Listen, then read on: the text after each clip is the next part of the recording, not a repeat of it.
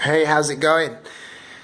So, I thought I would make a quick video for you guys and show you what tools a plasterer would use. Now then, every plasterer should have these tools in his arsenal. So let's go through the various tools and bits of kit that my plasterer has left behind and see what there is to see. So the most important piece of kit for a plasterer and for any builder is, wait for it, a kettle.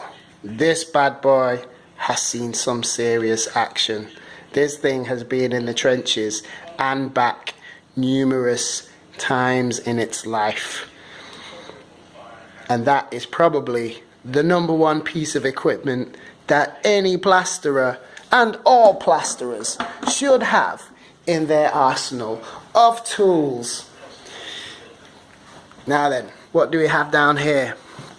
So this is a cordless drill by DeWalt. In fact, there's no point opening that. You all know what a cordless drill looks like. PVA adhesive primer and sealer. That is a bonding agent that you would put on brick or a painted surface before you start plastering. The cup. That, of course, matches the kettle. You need a matching cup to go with your kettle. Inside this box is a multi-tool, charger for the drill. Just as important as the kettle is the radio. Now I actually put the radio on and play my own music when I have builders working for me in the house. That's the way I roll. Everybody's different. You do your thing and I'll do mine. Now then, we have here, now this tape, right? If you have Artex on your ceiling and you're boarding it up, you'll have little gaps where the boards join together. This tape is to basically be used to cover those gaps.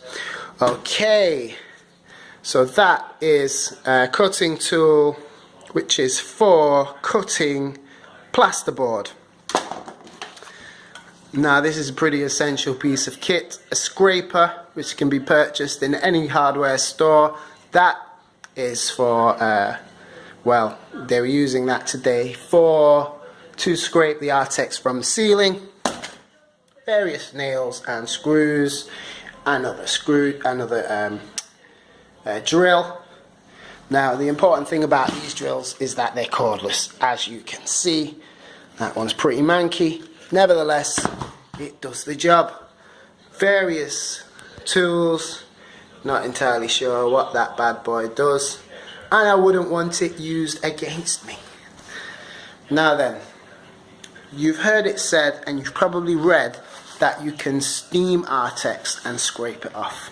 You can do that, but it's a super messy job, and you can't use any old steamer. So that's the steamer that the guys were thinking about using, but didn't in the end because they just scraped it all by hand.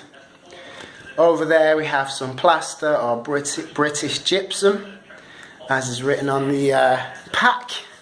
Now this is an interesting piece of kit. This is a superboard on stands. We've got 2 or 3 of them with pieces of wood spread across so the plasterers can just walk their way from one side of the room to the other.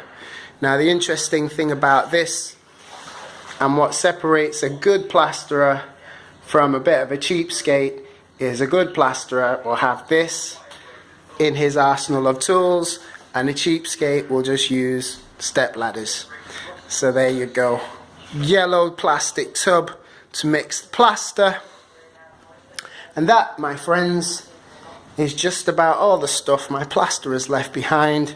Oh yes, cover for the floor. As you can see, it's very messy.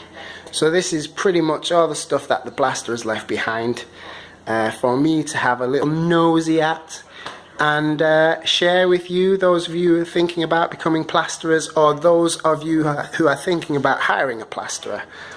This is just some of the equipment they need to do the job. And as you can imagine, it's not cheap stuff. So, now you know what you're buying, now you know what you're investing in, and I hope this video has entertained you.